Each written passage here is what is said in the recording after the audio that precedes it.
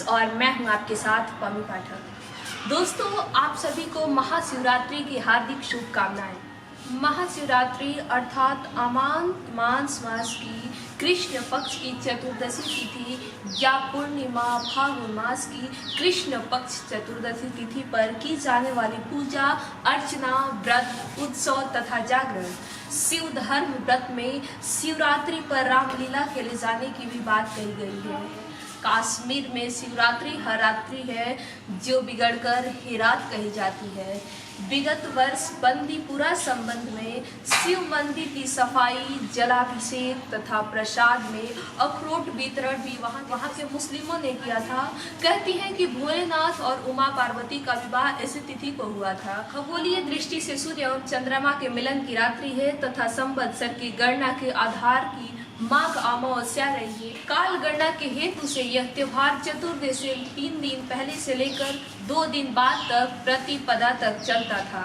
भारतवर्ष में घनिष्ठता नक्षत्र में उत्तरायण आरंभ होने के समय काल गणना नियम बने थे।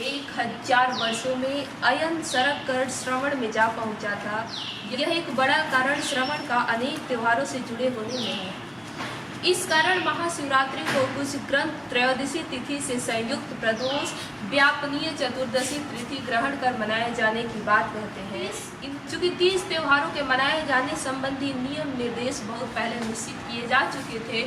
इस कारण जब काल गणना संबंध नहीं रहा, काल की भी ईश्वर महाकालेश्वर की जय बोलते हुए उत्सव मनाइए। आशुतोष तो अवगतदानी है ही, किसी को भी निराश नहीं करते।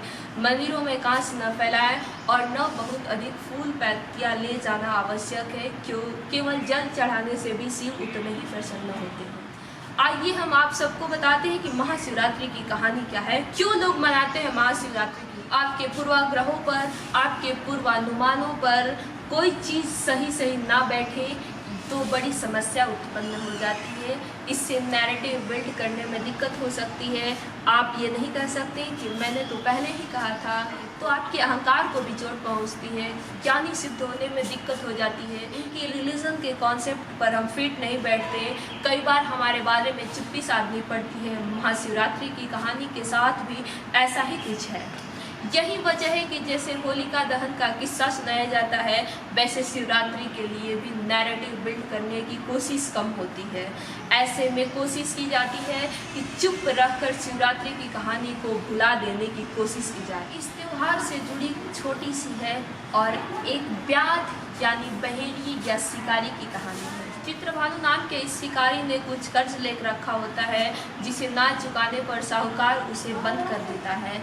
संयोग से उसी दिन शिवरात्रि थी और बंद पड़ा चित्रभानु बाहर धार्मिक चर्चा कर रहे लोगों को सुन रहा होता है।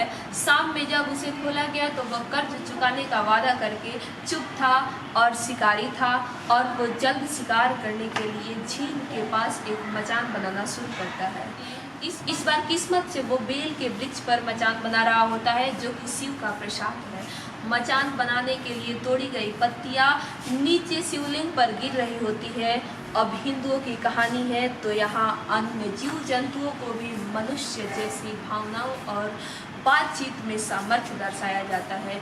इसलिए झील पर जो पहले हिरनी आती है वो भी शिकारी को तीर चढ़ाते उसे बात करने लगती है। वो हिरनी बताती है कि वो गर्भवती है, इसलिए उससे मारना उचित नहीं है। बच्चे की जन्म तक उसे जीवन दान दे दिया जाना चाहिए।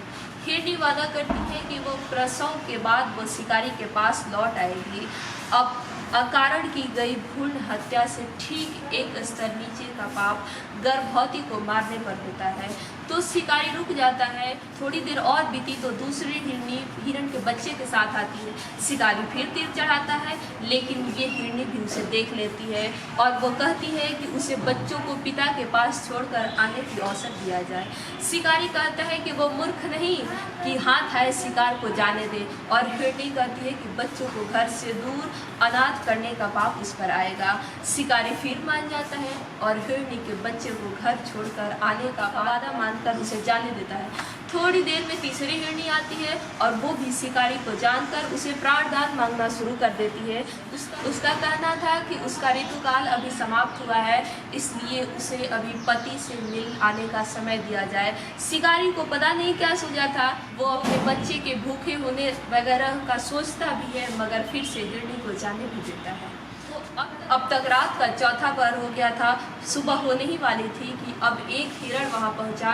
अब जब शिकारी तीर चढ़ाता है तो वह हिरण बोला कि अगर शिकारी ने 3 हिरणियों और उसके बच्चे को मार डाला है तो उसके जीने का भी कोई खास मकसद नहीं रह गया, इसलिए शिकारी तीर चढ़ा। चित्रभानु बताता है कि 3 हिरणियां वहां आई तो थी, मगर उन सब के लौट आने के वादे पर उसने सबको जाने दिया था। और हिरण कहता है कि अगर उसे मार दिया जाए तो तीनों हिरणियां अपना वादा तो पूरा नहीं कर पाएंगी, क्योंकि पति तो वो है, उससे मिलने गई थी तीनों। जैसा कि अभ्यास से होता है, वैसे ही बार बार भलमन साहस दिखाने से शायद आम हिंदुओं टाइप शिकारी चित्रभानु को भी दया दिखाने की आदत पड़ गई थी। अब वो हिरण को भी हिरणियों से मिलकर वापस आने की इजाज़त दे देता है।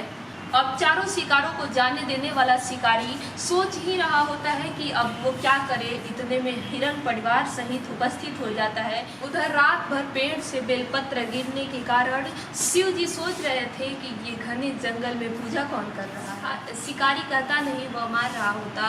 और उधर हिरण परिवार भी अपना वादा पूरा करने के लिए वहाँ उपस्थित हो गए थे, वो भी अपने पूरे परिवार से। इसकी बहस हो ही रही थी कि सुबह सुबह भगवान शिव भी पूजा का फल देने के लिए प्रकट हुए। हिरण परिवार को कठिनतम परिस्थिति में भी अपना किया वादा निभाने के लिए मोक्ष मिला। शिकारी को हिंसा के त्याग के फलस्वरूप मोक्ष की प्राप्ति हुई। यही कहानी थोड़े बहुत अंतर के साथ सभी हिंदू शिवरात्रि की कथा के रूप में जानते थे। गुजरात का सोमनाथ हो या महाकाल उज्जैन, काशी विश्वनाथ का मंदिर हो या फिर त्र्यंबकेश्वर नासिक, बैजनाथ बिहार का मंदिर हो या सुदूर रामेश्वरम, हिमालय का केदारनाथ हो, नेपाल का पशुपतिनाथ या मद्रास का सैफ मल्लिकार्जुन, हर जगह यही कहानी सुनाई जाती है। बाकी शिवरात्रि है तो भक्तों के साथ साथ बटे हुए लोगों को भी शुभकामनाएं।